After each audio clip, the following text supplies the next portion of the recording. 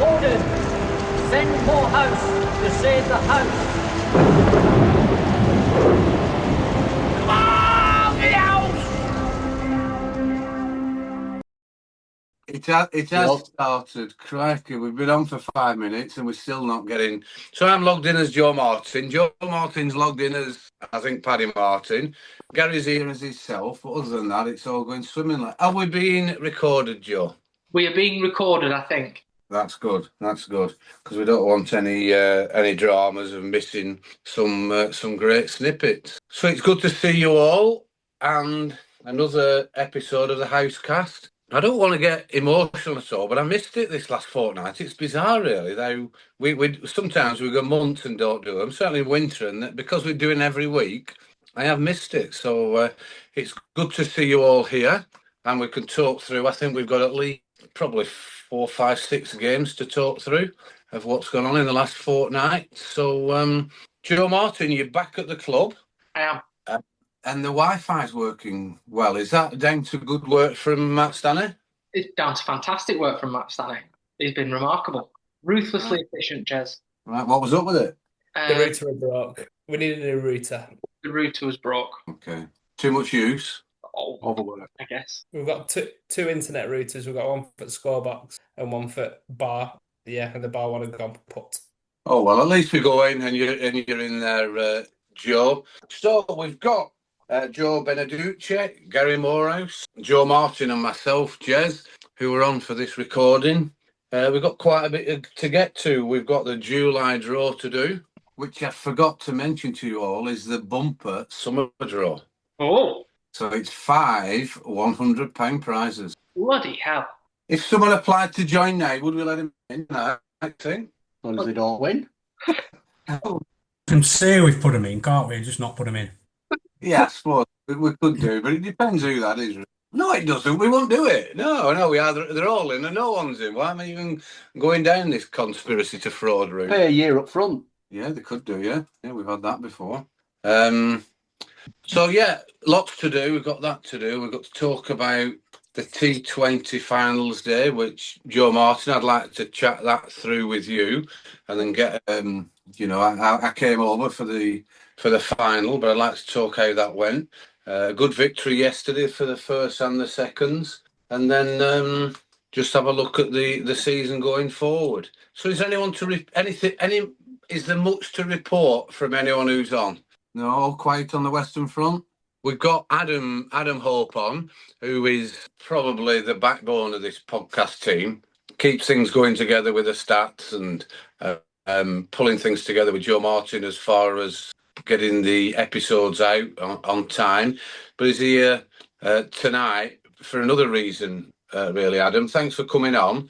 Do you want to talk us through, and we will talk about it again at the end, about the fundraising effort that you're doing along with your brother-in-law Jack Turner and any others? Just give us an update of when it is and what it's about, please. Yeah, of course. So we decided to do this before the season had started. For those that don't know, my wife Lauren and her sister Hayley, their mum 7 years ago diagnosed with a brain tumour, and she had quite an extensive operation, about 13 hours to remove it.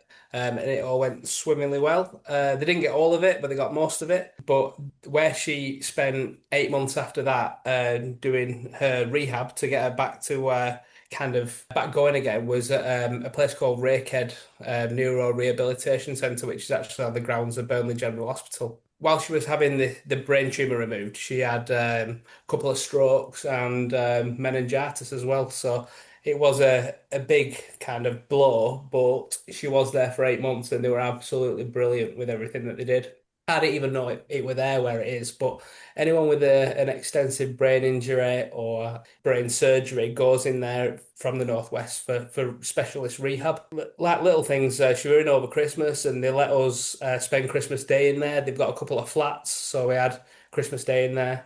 It really, really good. We wanted to do something to raise some money for there. when she had the tumour removed, they said it probably wouldn't grow back in her lifetime. But last year, she has to have a yearly scan, and it had grown to a size where they needed to do something. They needed to remove it again, or they didn't have any kind of further options. So she had another surgery. It didn't really go to plan. They didn't get a lot of it. But again, after that, they put her in Rakehead to get things and get her back to standard. So she was in there for another 6 months. But it was quite apparent in kind of the 7 year gap, as with all NHS things are aging. We needed to get a lead for a TV to work, an aerial, things like that. So just little things. But myself, Lauren, Hayley, and Jack wanted to raise some money. So we decided to do the walk to Todd for the last game of the season, which is on the 14th of September.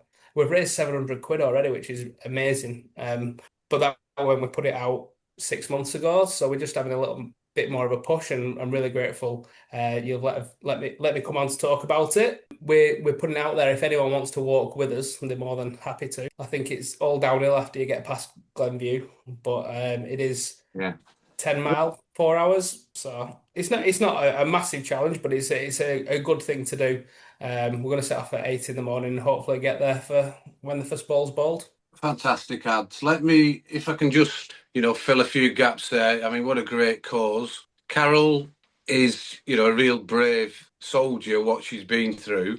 And without the help from Rakehead and other places, potentially not possible.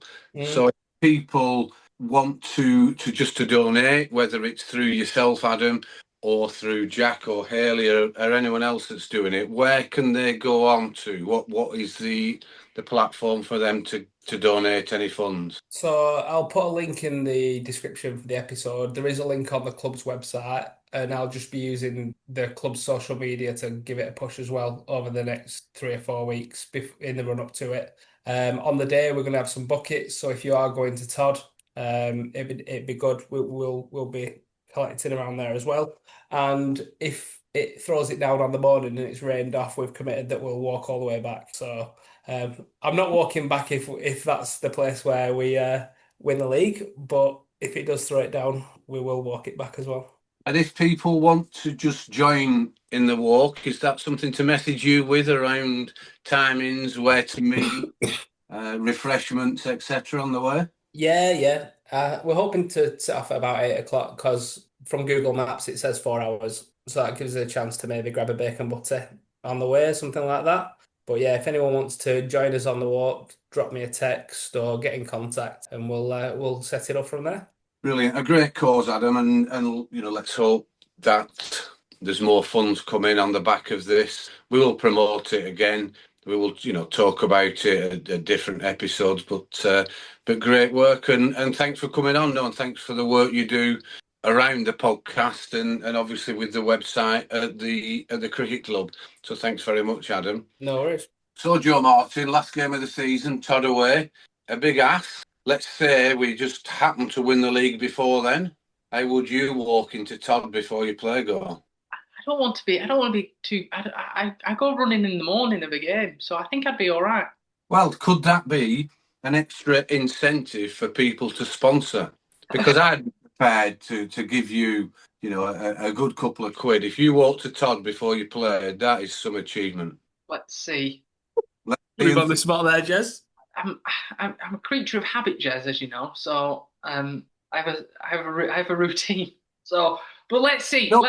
Let's have some discussions about it, and we'll see where we get. And let's see how the results go and how everything else. Yeah. But that would be, and it could develop maybe in your pads and your gloves. And let's discuss it and see how it can develop before the end of the season. Trying to kill me. I'm sure people would double the donations, Jez, as well, wouldn't they? I think so. It's such a unique, and we might even get on TV with that because I'm not sure that's been done before. So how could you turn that down? I know he's not a current player, but Gav said he'd do it as well. That's fantastic of Gav. And take dog. Yeah, It's too far for Reggie. It's too far that for Reggie, but Gav said he'd definitely. Well, he's got so many friends and associates in and around the Grove, and that know Carol and know the family of Carol, Hayley, and and Lauren, I think that Gav could get a lot of sponsorships as well. So great idea that, Duke. We'll see if we can promote it for Gav as well. So anyone who wants any more info about it, then please get in touch, whether it's Adam or one of us who's on the podcast, and we can push it as best we can. Thanks, Adam. Thanks for giving that input on it. And like I said, we will keep pushing it. Let's move on to cricket. Joe Martin, I'm going to come on to you now to talk us through yesterday's game at Walsden first. Rain affected. The forecast was quite poor Friday into Saturday, and it kept changing. And then it did say it was going to clear at 12 o'clock or 1 o'clock. How did that affect the first 11's planning for that game, knowing that the weather was going to be quite difficult? We didn't. I'm sure that Ben and Salpy and Stanley discussed it, but it wasn't discussed by the team. Okay. Just ready to play. We knew that. I think did Ben send a message maybe? We knew that we were going to play, so it wasn't one of those where you think, well, there's no point turning up because you're just going to be rained off. So yeah, no, we were ready to go straight away. And I was quite confident that was going to be the answer, because that's the way you commit and the way you prepare for the games, which is fantastic. But it was torrential in the morning. What did the pitch look like when you got there? It was obviously a delayed start. Yeah, it was probably delayed by an hour, maybe something like that. An hour and 10 minutes. Hour, 1:30 start. Was it? Yeah. It was obviously wet because we arrived when it was raining. The pitch looked fine. It looked as you probably expect it to. Lots of covers on. I think they pretty much covered the whole square. The outfield was lush. Is that probably how you would describe it? I'd say with a thin sheath of water over the top of it that made your feet wet as you moved across it. And then that obviously it actually turned into a really nice day, Jez. So Stan's just locked me in. Hi, Stan. All right. I'll lock it. No, I'm just trying to find. All right. Okay. Are you? How is it doing? How's Stan doing? How are you, Stan? All right, thanks for that, Jez. Yeah, we're recording a podcast. Oh, sorry. No, it's all right. I'm in trouble. You're in bad books. So, I mean, I don't think I've ever heard a description of an outfield using the words lush and sheath. So great work, that, Joe. But very playable, I guess. Yeah, absolutely. Yeah, there was no doubt that there were only some mopping up on the sheets to get the water off them, so then they didn't run on. It wasn't like the pitch was flooded or anything. It was everything was dry. So as soon as you got the covers off, cut to the wicket and roll the wicket, we were ready to go. Which credit to Walsden, really, because I'm not suggesting that clubs do this, but going back in history, it was difficult, nothing to play for, etc., that people really, were interested in playing. So credit to Walsden for doing that, and they're a good enough side. They're still, they're still in that top half of the. They're a very good side, Jess. Very destructive. And good at all areas of the game. Yeah, and as you say, they want to get the game on. So all credit. So they won the toss and decided to have a bowl. Ben out early on. Johnny looking okay. Yeah, it was. Ben was out LBW, trapped LBW, as the announcer would say, which always makes me chuckle. I think I've never heard anybody say trapped LBW. But yeah, Johnny looking good. Henry batting well as well.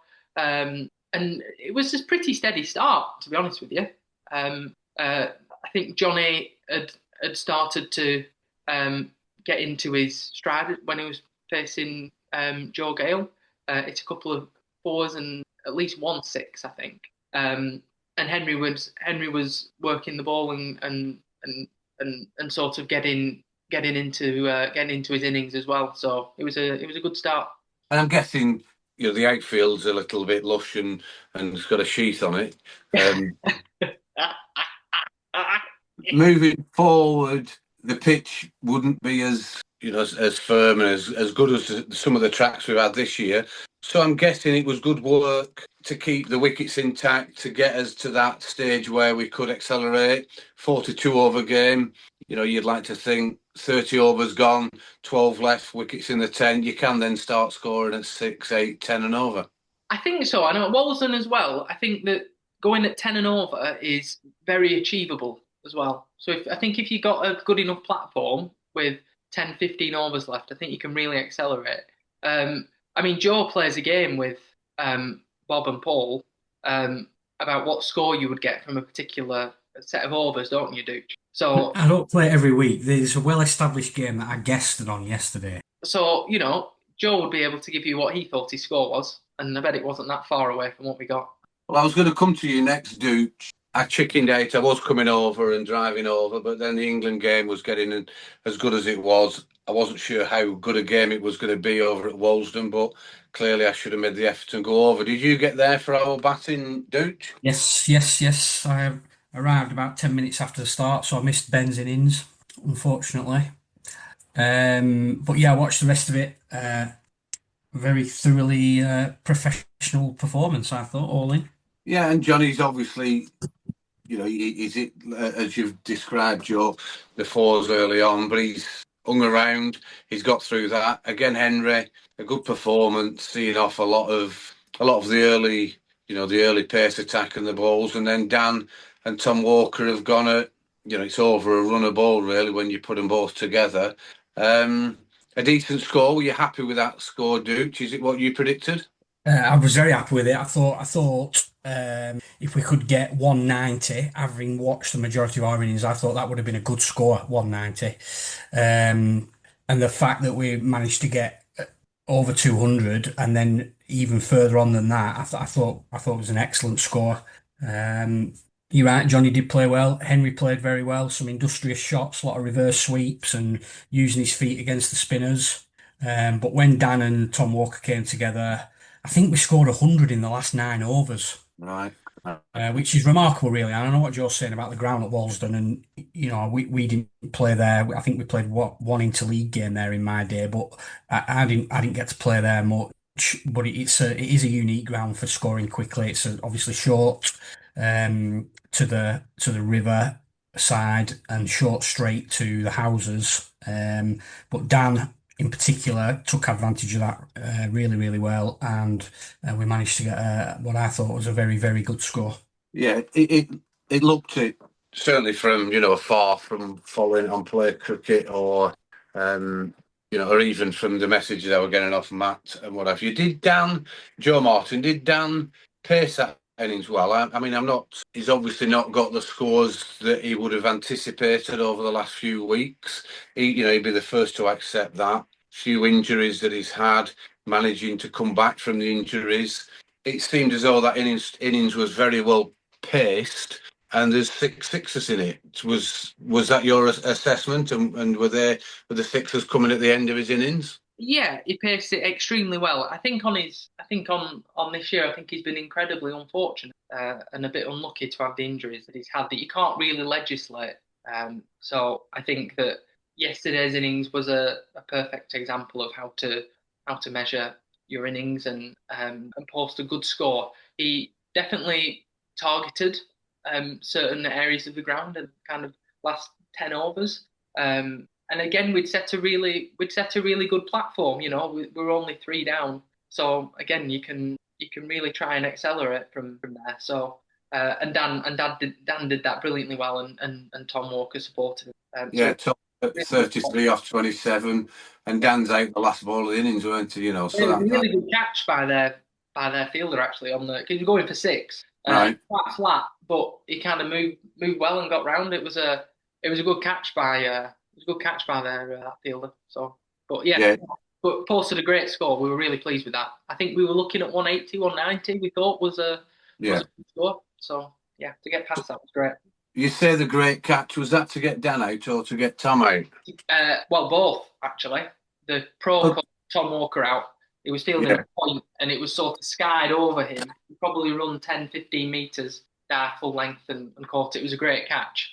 And then Dan's catch was also probably ran 5 meters or so to try and catch it. It was going pretty hard and fast. So good catch. Yeah, what my computer's just playing up a little bit. Who is their pro? He's a Sri Lankan chap. Yeah, I just can't get his name up. Dushan. Dushan Murthy. Wimala Sounds Skara. Irish almost, doesn't it? Murphy, did you say? Vic Murphy. Is that not right? We might have to edit this out. No, brilliant. Wimala Sakara, a Sri Lankan good player, well respected within the. Sorry, I've got mixed up. That he had one guy with that name, pro'd at Accrington. Yeah, that's Why right. did you get mixed up?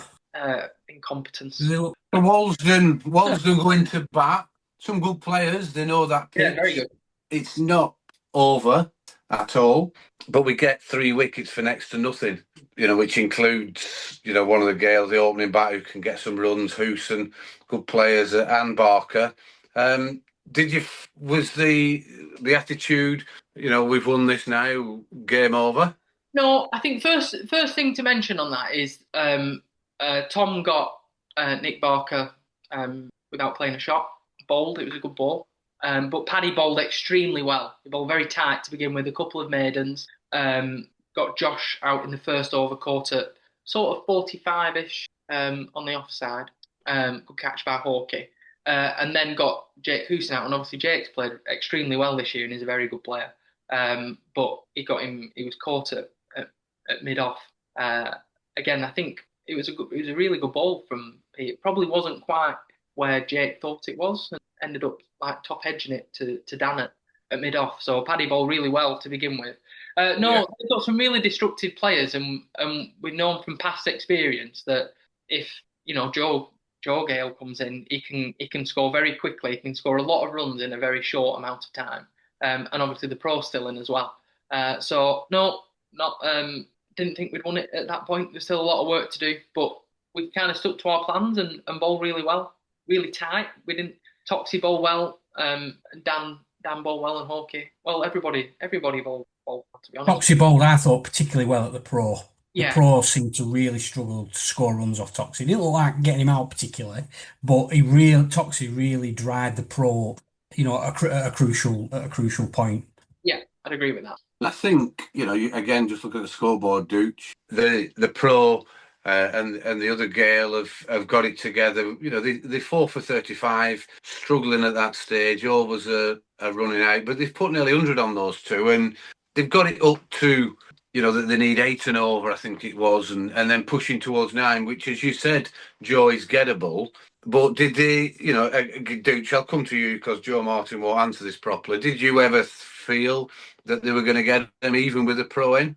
No, I didn't think so. Look, it was getting to a stage where we needed a wicket, not because we were going to lose, but just to sort of put that doubt to bed, really. Because whilst Joe Gale's there, and Joe said it earlier, he's a really good player, and he's not a crash bang wallet merchant. Although he can hit the ball a long way. He played very, very sensibly early on, and then the run rate was going up, but he hit a 6 and then he hit a 4. He was keeping them in touch without us being worried. It was 10, 11 and over at the point that he was out. But my worry was, not a worry, my slight concern was, well, we scored 100 in the last 9 overs. Yeah. This is their home ground. They've got 2 very, very good players in.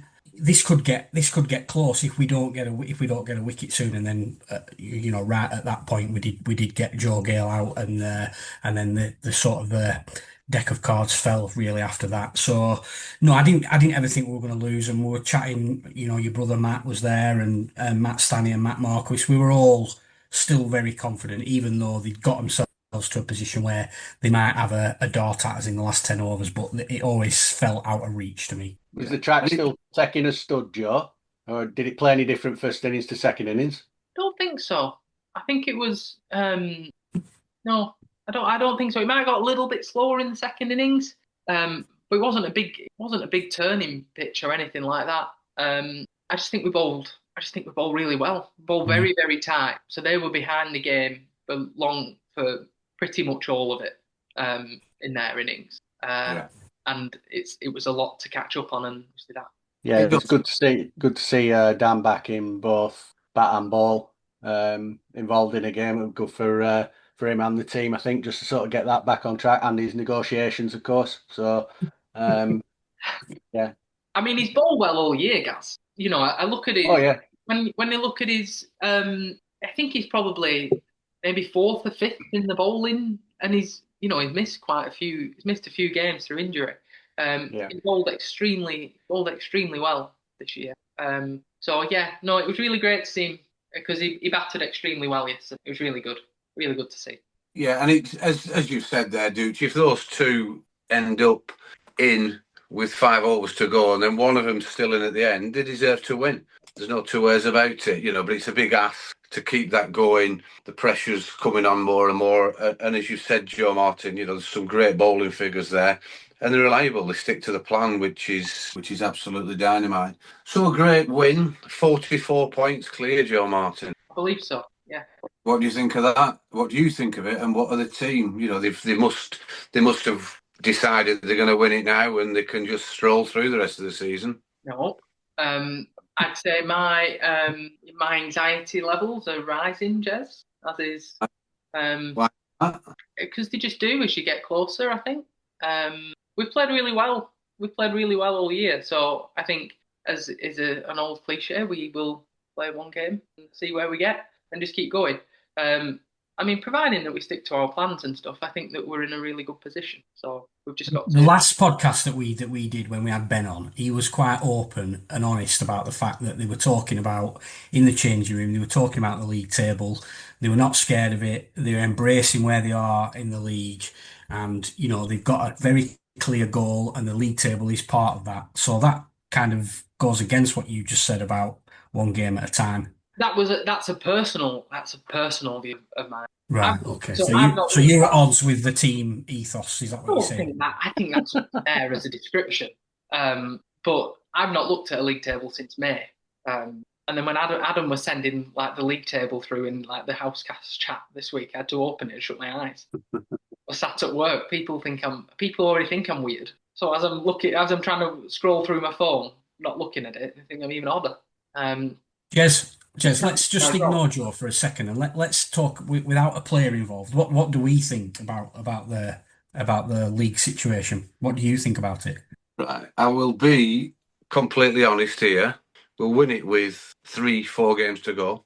I think we will maintain the strength that we've got, and I think maybe get a touch stronger, which I find difficult. The way the side is playing. And I think possibly other clubs might. There's so many games, there's so many sides can take points off other sides within the league that they will, Littleborough, Clitheroe drop points again. I think they will drop points between now and the end of the season. Who cares? I just want to put it out there that I think, I don't know what the records are for the margins between first and second historically, but I think there's something special happening. They're a side, me and you, Gary, played against some top sides, whether it's Haslingden or Nelson's and people like this. But this side have got to be the best side I've ever watched in the league. Yeah, so, I think. Sorry, just I don't. No. I've obviously not watched them week in, week out in the flesh like you guys have, but we said right at the start, I think we were all in agreement right at the outset that we didn't see a flow. We were there was a discussion when what about Frankie's runs and all this sort of thing. And it's not. I don't think anyone's saying "told you so" or anything like that. But I think we said at the start, without getting overconfident, that it looked a very, very competent side. That there wasn't, obvious weaknesses, flaws. You can't allow for people losing form or anything like that. But as a makeup of a side goes, we set out at the start of the season with a pro whose abilities we knew, and obviously was in that team already, and everything was very settled. And a couple of young players who come through, starting getting a bit of experience. All the experienced players going to be available for the vast majority of the season. I know he's sort of missed an odd game or whatever through work. So everything was lined up for it to be in their hands, as it were, in terms of just now playing to the maximum ability, to the best of their abilities.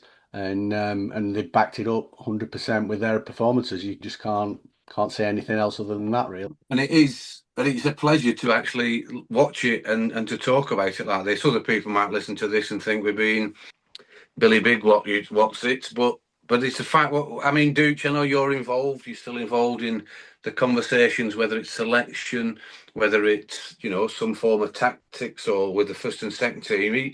I mean, Gary being over generous there. No, I don't think so. And I think naturally, as Lowerhouse boys, we perhaps do err on the side of caution, and that's sort of drilled into us from, the club's history, and we probably our generation it probably can't ever really escape that, but we are naturally cautious. But even with that natural caution, a couple of things I just wanted to mention was, whilst we're talking about this, you've got to look at the games that we've still got to play, and we have got some tough fixtures left. We've got obviously a tough game this weekend against Burnley, who are obviously scrapping for points in their relegation battle. So that'll be difficult.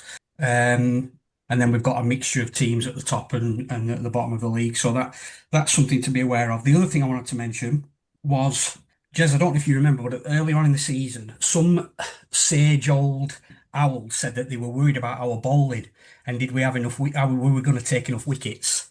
We've bowled every side out that we've played this year, bar one. Unbelievable. It's mental, isn't it? Yeah. Every single game we've played, whether we batted or bowled first, the only game that we haven't bowled the opposition out was the home loss to Ramsbottom. Yeah, I didn't know that, Dooch. Did we bowl them out? Yes. Did we? Bowled them out. They batted first, we bowled them out. We didn't chase the score down. Oh yeah, I can remember us not chasing. Yeah. I mean, that's a stat, and we'll have to get Stato onto all these different stats and just have a little, think about that. So when this old owl talked about the bowling not being up to it, what do you think he meant, Dooch? What? From memory, I think he was sort of saying that maybe looking at last year's numbers and the year before's numbers that we perhaps didn't take enough wickets as a team. Yeah. And if maybe that would continue this year, but obviously that viewpoint was categorically incorrect. Joe, that might have stood true if we hadn't scored the weight of runs we've scored this year. Good point, Gary. I'm not saying they haven't bowled well. They clearly have. Mm. But when opposition are chasing big scores, or we know we're capable of chasing big scores, you may be 2 wickets down already mentally if you're not, opposition wise. I don't know. Yeah, it's a very good point. It definitely has a knock-on effect, doesn't it? Yeah, and also the pressure. Going back to the games we were in, it's probably worth at least 1, if not 2 wickets or 30 extra runs when you're up against a side like that. There's some great sides out there. Walsden we've discussed, but it is extra pressure, and then you feel you got to score quicker or take more chances. So it will be good looking at those stats, Dooch, and if we can find out who the wise old owl was, we could maybe put it on our feed. But no, great discussion that, Dooch, that, around the way we're going forward. If it comes back and bites myself and Gary on the backside, then, so be it. But I just can't see anything, going amiss. Players are playing regularly. Players are playing with little niggles. They don't want to miss games, whether it's, for domestic reasons, for injuries. They all want to play and they're all contributing, which is great to see. Well, just get Adam Johns. Sorry, Gary. Joe, go on. Go on. I was just going to say, Jez, I've heard Honest Johns close the book. Well, it depends how much you want to put on. I contacted him earlier, and anything, if someone was willing to put £1 million on, he will pay out £2 for Lowerhouse not to win. But it's out there if you want it. We haven't done anything, so happy to. Well, we have. We've won a massive chunk of games. We have, yeah, but you never know. So let's just make sure we keep doing what we're doing. What I was going to say is, if it does go horribly wrong, we can just delete this podcast, can't we? We'll get Adam to remove it from Spotify just in case anybody wants to pull us up on it.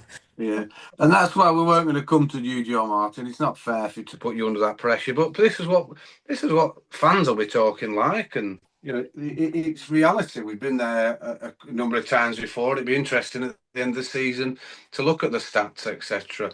And whilst we're on good form and people playing well, let's just have a discussion about the second team as well, because they've, it's another good victory at the weekend. Walsden at home, 240 batting first. Crikey, it's a good shared out score when you look at it. Metcalf 29, Declan Stanley getting a few, Will Norcross 45, Sharpie getting 73 back in the runs. It'd be great to see him come back and get some scores towards the end of the season. It's worth mentioning, am I right in thinking Dooch and Joe Martin, that's Will Norcross's, he's got 500 for the season? Yeah, he's played very Yes, well. that's correct. Done really well. Yeah, it's an outstanding effort. You know, when you think, and this is, I'm not cracking, it's down to the selection committee.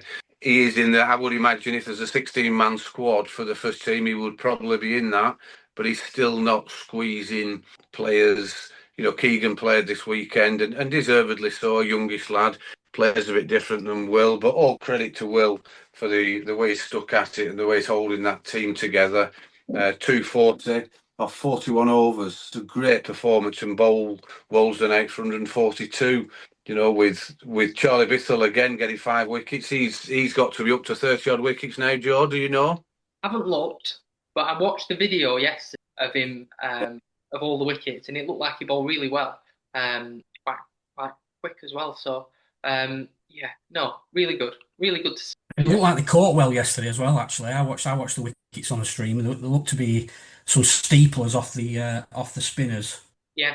Young James McGregor got a couple of wickets on his debut as well, which was good to see. And obviously, skipper Deck picking up a few wickets. Just wanted to mention Deck because I know that second team captaincy is a difficult job. The turnaround of players is much greater than the first team, and it is a stressful job.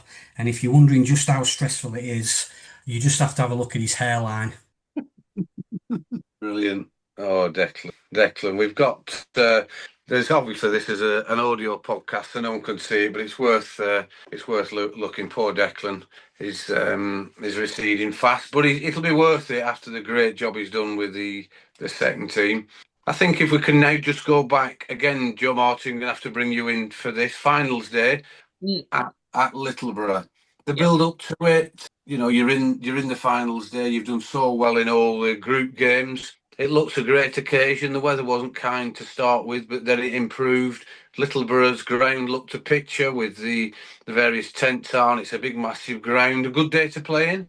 Yeah, it was really well organised actually. I think I've stated before I'm not a big fan of a finals day, for various reasons that I won't get again. But you're not a big fan of T20, are you? So that doesn't help when it's finals day. No, I guess not. But even so, it was extremely well organised. Littleborough did a brilliant job of setting everything up, and there were three great games to watch as well. Yeah, Littleborough 119 all out in the first semi against Darwin. You would have thought that Darwin would have knocked them off, but Littleborough bowled them out with 12 runs to spare, so they get through to the final. And then our semi-final, Joe, played Norden. Looked like quite an easy win. Is that fair to say, without being too unkind? Yeah, I think that's very fair. We took a lot of wickets. They didn't really have a chance to score, really. We probably got 40 odd, maybe 50 odd. Is that right? I think from memory. 63 they got. How many? 63? Yeah. Wow, well out, bloody hell. But we were 140 for 6 off our 20, with Johnny getting 54, and then 20s from Ben, Dan, Tom, 140, 20 overs. It's a bit of an ask. I know Norden a few players out, and 63 all out with Shawkat getting great figures, 3.2 overs, 7 runs for 4 wickets. Yeah, a pleasure to him. Yeah, it's a good challenge actually, because he's very difficult to pick. So it's a good challenge, and he bowled very well. Took a brilliant one-handed catch off his own bowling. So we played very well in the semi-final, and then obviously that meant that we went through to the final and bowled first. I think that actually I think the toss was really important throughout the day. Yeah. I mean, if you look at the games, I think the team batting first won all 3 games. So I think the toss had a big impact on it. We bowled pretty well as well in the final. We took our catches. Charlie Gansler took a brilliant catch to get the pro out. And again, people did bowl pretty well. and chasing 130. We backed ourselves to do that. Didn't quite go to plan, but that can happen at T20. Of course it can. They're a good side, Joe. I don't Very think good side. They're very, very good team. I got over to watch the final. They played well. I thought, they battered. They kept chipping away. No one was going to get bogged down to get themselves to that, 6.5 and over. And then I thought they really tightened it up when we looked like we could accelerate. Whether it was, with Tom Walker being in there, or even Hawkey and your brother Paddy, they just kept squeezing it, and it just was getting too much as it developed. So all credit to Littleroy, I think there, Joe. They played extremely well. Extremely well. So yeah, it's one of those games where you say, "Well played, fair enough." And Joe, your pals with their wicket-keeper? It's all right. Yeah, I wouldn't say I know him that well, but yeah, he's all right. He's very good. He's a very good wicket keeper. Very, very good. Fair enough. One of the best, I think. He is, yeah. He's outstanding wicket keeper. I don't know if he's got ants in his pants. He's lively, yeah, absolutely. Yeah, he's lively, yeah, very much so.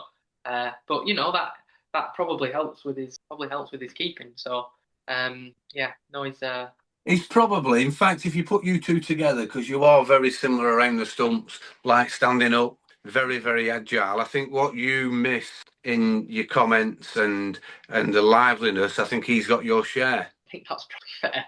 He's probably a lot more similar to an occasional guest of this podcast, isn't he, rather than the host? Yeah, I think so.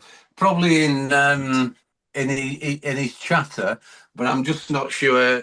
Chippy, I mean, the occasional guest was as agile as Little Stumper, but I thought Iggy. Oh yeah, it could be Iggy. Yeah, it could be. Yeah. And then have we done the Middleton game last week? No. When you did Record-breaking game. Yeah, a good performance again. We're only 154 all out. Middleton won by 7 wickets with plenty of overs to go, and Ben a fantastic ton in 80 balls. Don't need to labour it, Joe. It all seems to be we're great type of podcast. Any comments around that? No, it was again a very, very good performance by the bowlers last week. They got off to a pretty good start, actually. They were probably 60 for none, I'd say. Right. Might not be true, but I think that's right. They played really well. But as soon as we got that first wicket, we just started to contain them a little bit more and bowl well. Hawkey bowled fantastically well. And Toxie bowled brilliantly without taking a wicket. He actually hit the bail last week. Pitched on middle stump, beat the batter's edge, flicked the bail into my and then the ball into my hands. And then I thought I was kind of looking round, and Bale was still on the. I have seen that from the live stream. I think Adam sent it to us. And did you think he'd nicked it, or did you know it was? No, I knew that it hit the bail. I think a couple of people appealed for a caught behind, but yeah, no. That's very rare. So before we move away from cricket, keep it going, Joe. As well, obviously, Ben battered magnificently well. He battered in that 100, absolutely outstanding. Playing shots all the way around the ground, hitting straight sixes, going across his stumps, hitting them like over fine leg, hitting them over his head. It was amazing to watch. It really was. And Henry battered really well as well. Was that Joe? Was that the game where Johnny got run out backing up? Yeah. It was a mirror of the Burnley game, wasn't it? Yeah. Ben hit. Yeah. Which unbelievable, to kind of think that happened in the space of a month. People and the same 2 people are involved in the same incidents. Yeah. Incredible, really. Hitting 2 straight. 2 straight, yeah. And then so we got 44 points in front of the first team in the league table and 34 points in front of the second team, albeit I accept it's Division 2, but it's still a great strides going forward. And let's say I hope they keep that up. I'm going to move on to the draw in the next minute or 2. Anyone else, anything else to say around the cricket side? No, all happy. I know we say this quite often, we've got to get Gav promised it ages ago to get the third and fourth teams representatives on the podcast to talk about their performances, because that's going well as well for them. A lot of young kids playing, 15-year-olds and a little bit less playing in the thirds and fourths, pushing for their opportunities in 2, 3, 4 years to come. So we will cover that, I promise, listeners. Have you left that with Gav to sort out, Jez? Well, he promised we were going to do it about 4 weeks ago. Okay. Might be that one of us needs to do it, but we'll see if it can come to the fore before the end of the season. Right, here we go. Can't wait for this. I love it. I've been excited all day. It's the Lowerhouse Cricket Club draw. Are we guessing? Oh, we should Sorry? we should be guessing. You need to give us some hints. Yeah, we are. Yeah. We've got a new game, and it's called. We need some music for this, Joe Martin. It's called Guess the Winner. Guess it right, don't be a quitter. It's time to play. Guess the winner.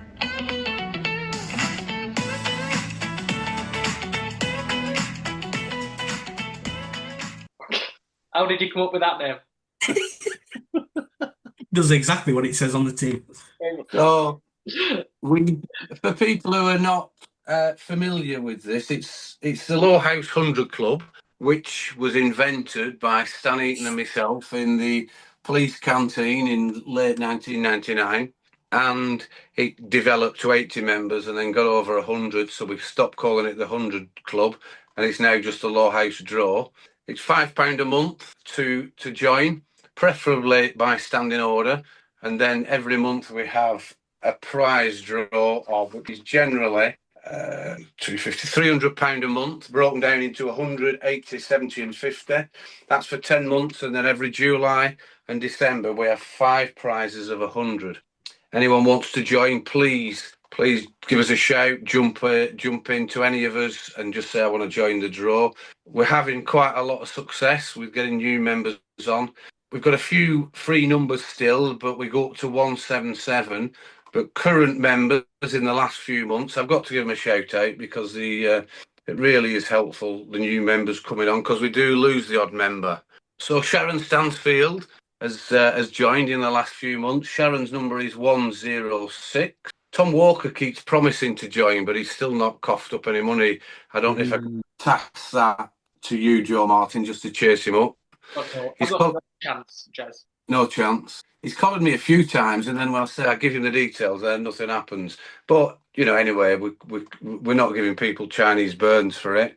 Michael Thomas, a spectator who's followed us for quite a while, contacted me and wanted to become a member, and he's started up. Louise and Stephen Dole as well. They're spectators who come on watching regular. They've joined the draw, and their number is 36. Michael Thomas is 52. Shane Higgins, a couple of months ago, is 34.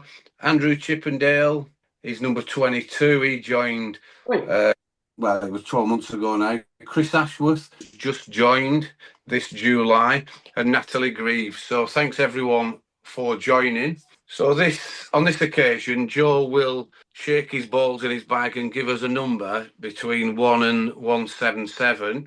Then I'm going to give the 3 co-hosts a clue as to who it could be. That's if I know who it is. But we can. I'll try the clues to be difficult at the start, and then see if you can guess who they are. So, Joe Martin, give us a number between 1 and 177, please. Number 18. Number 18. Okay, now. Right. His surname begin with H? No. I know exactly who this is, and I could talk about him for ages and ages and ages, but I have no idea how I'm going to give you 3 any clues to guess who it is, but I'll try. He's been in the draw from the start. Player? Ex-player? Ex-Fed? No. Fed. I don't think this will help you.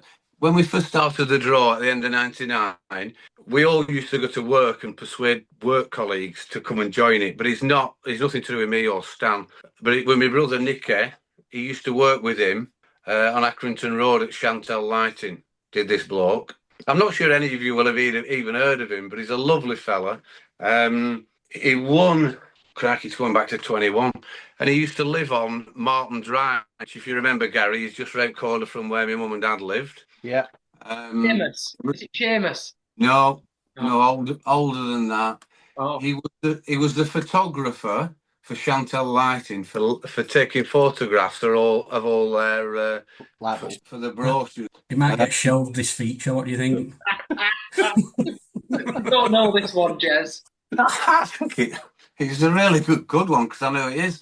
And bless him, he's been in it for so long and he's won again. His first name's Roger. Oh, His second name begins with P. Philip. No, it's Roger Plested. A fantastic bloke. Oh, Probably bloody hell. my. He's been in. Plested? Have any of you heard of him? No. No. Oh, that was wasted, really. But I do like that because at least I knew and I could give a good dish. Nicky will enjoy that and be good when I take his money out. So, second prize, £100, please, Joe. 145. 145. This lad is an ex-spectator. An ex-spectator. Oh dear, that sounds sinister. I ain't seen him come on much before. His first name's George. He won about 2 years ago. Oh. And his last name is the same as Paul and David that I used to play football with. Gaynor. No. Mullin. No, Alison Gaynor's husband, Dave. Dave and Paul played up over here with me. Yeah. Right, we'll sack that. George Bennett. George Bennett. He's been in it for a long, long time. Won in 2021. Continues to support the club. So next number, please, Joe. It's another big one, Jez. It's 158. Right, 158. Quite sure about this. He watches us a lot of the time.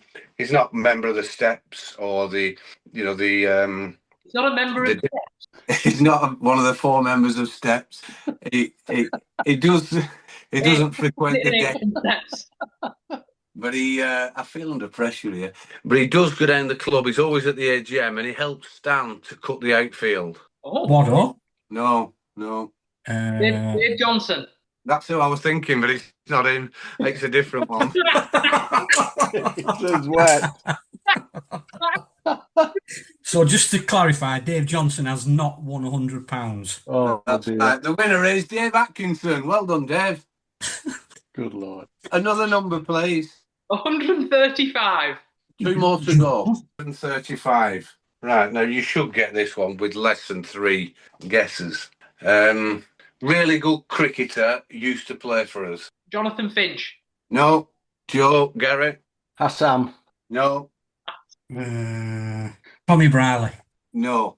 So Joe Martin is probably closer to the standard of player. In fact, this player was probably a better batter than Fincher, but not as good a bowler. I mean, that's my view, really. But he was that good a player. He's been a very good player. He was that good a player. I'll sneak another little clue in. He went pro in various places. Vishal. No. I don't think either of them two draw, are they? So you've had Hassan and Vishal in our draw, Gareth. I think that's more ridiculous than my Dave Atkinson and... You've got to be getting there now. You've got to be. As good. Honestly, he's as good, if more destructive possibly than Fincher. Can we have an era? Yeah, era. A bit younger than Fincher. Oh my word. So we definitely should get it then. You should. He played in the 90s. No, this one. No. No, this Younger one. than Finch. Will Driver. Yes, well done. Oh, fantastic! Well done, Gaz. Well done, Gaz. Well done, Gary. Yeah, 2. So you've gone from 3 extreme guesses. Hassan, Vishal, and then Will Driver. Well done, Gary. See, that one was better, weren't it? Brilliant. So, I think we're still struggling to get this commission for a second series, though. Yeah, if I'm I'd honest. agree. Yeah, I'd agree. I've enjoyed it. right, 5th prize for £100. The last prize in this July draw. Joe Martin, please. Number 46. Right, you should get this one. I'll just have to think of some clues. Dave I don't think I'm being over generous when I say he's probably a legend down at the cricket club, and not really for his playing. For his drinking. Still involved. Did he play? Great question. Yeah, he did. Yeah, definitely did do. Maybe 4 first-team games. Maybe 6. Matt Stanley. No. Adam Hope. No. Gav Shields. No. Matt Marquis. No. Um, I'm definitely not giving you this one. You've got to get to this. 4 first-team games. Maybe 14 games. He's got a fantastic story about them involving. No, it's not as good as that story actually. He's got a fantastic story. Go on, involving what? Involving when him and Stan get together, they have real banter about it, about the game, the Tony Woodworth. Yes, that's it. Oh, Tony, really? £100. Good show. Good show. Brilliant. Tony's So I an think what we've learned from the guessing game is it works really well if we know them. yeah. If we don't know them, it's knackered. Unless we worked at Chantel in the 1990s. You're a photographer for Chantel. Chantel's photographer in the 90s. Oh, wait a minute. Roger Plested. Well done, Rog. And that was Guess the Winner. You won't believe it. When you've got my spreadsheet up here, I've set a column up now for who is this. So I write in so I can remember it. But there's only about 12. I don't know, and you've picked 3.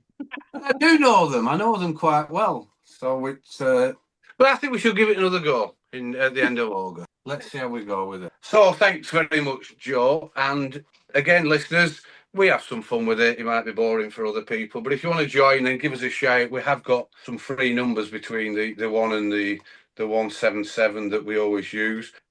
Easy to join, and we'll make sure you're in the draw in August. I'm going to give a shout out for Adam again and for the walk that they're going to do. But before I do that, is there anything that you want to finish up on, Dooch? Anything from you? No, I don't think so. Okay, thank you. Gary, anything from yourself? Not for me, Jess. Thank you very much. Cheers, thank you. Joe Martin? Let's keep going. That's the way to see it. Keep going. Yeah, the cricket side, obviously there's big gaps appearing now between first and seconds. I'm sure we're all doing our own working out as to when it's physically possible to win it, depending on other results, etc. So keep looking at social media, keep working out your own calculations of how it's going to go. It's really important what Adam came on with regards Rakehead, the care centre that Carol's been to. The walks, the last game of the season, going to Todmorden.